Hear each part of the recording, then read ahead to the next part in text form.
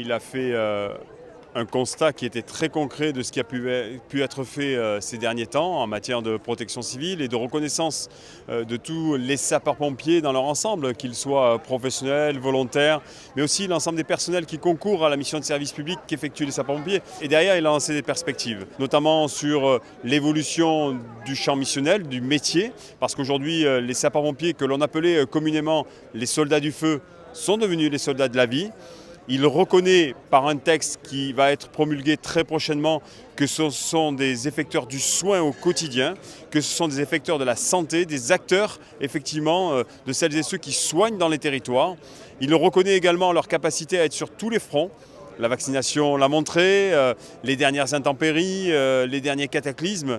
Chaque fois qu'il y a une détresse dans notre pays, ce sont les sapeurs-pompiers qui répondent. Il a reconnu, et c'est ce qu'attendait le monde de la force des secours, le monde des sapeurs-pompiers.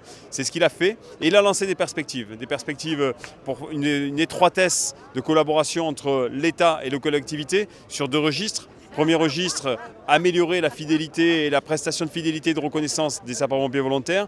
Un deuxième registre, c'est accompagner les collectivités aussi sur leurs investissements. Tout cela va débuter début novembre.